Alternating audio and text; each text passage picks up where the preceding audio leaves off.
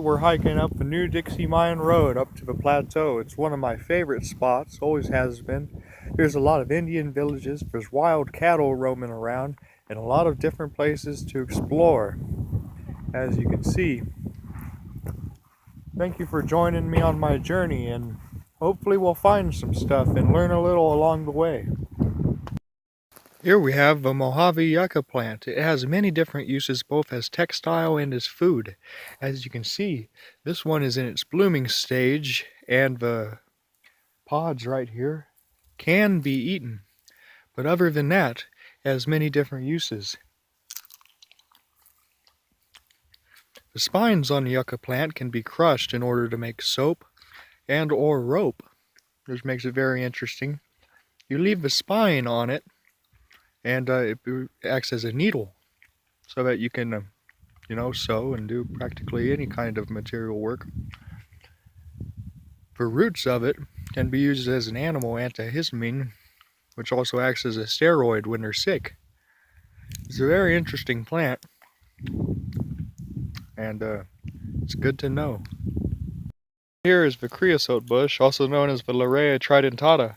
There are many different medicinal uses for it, as in crushing it up, using it as a poultice, and wrapping it on a wound or anything.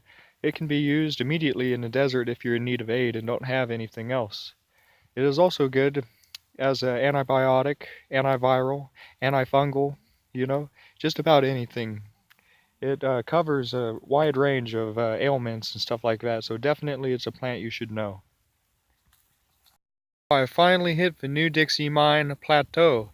It's about 8 miles up and is a rough drive, but finally we made it. As you can see here in the background, that would be Willie Boy's mountain, where the chase took place back in, I think, 1909. It is very interesting to think that settlers have been around in this area riding horses and shooting guns for just that long. See, take a look with me. This is some beautiful land. There's much to explore, even more to find. So I hope you stick with us as we go looking for some treasure.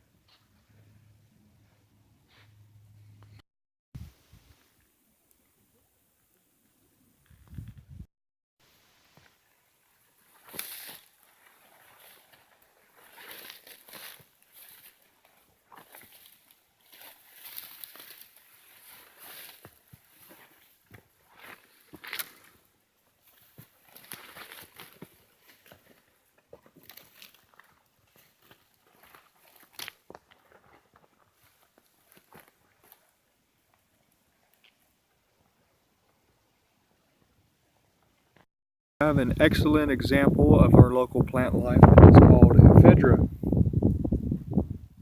There are many different kinds. Mountain ephedra, Nevada ephedra, closely related, very similar. It's used as a general wellness tonic, also known as Mormon tea. You can make a tea out of it by making about that much, wrapping it in string for 1 cup. It's used general wellness and to cleanse the system.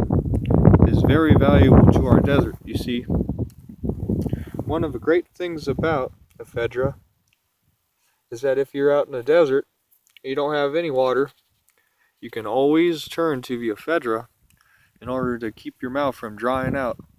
And many a time I've come up here in the desert and just done nothing but chew it all day long without any water. And so it's a real handy thing to know out here.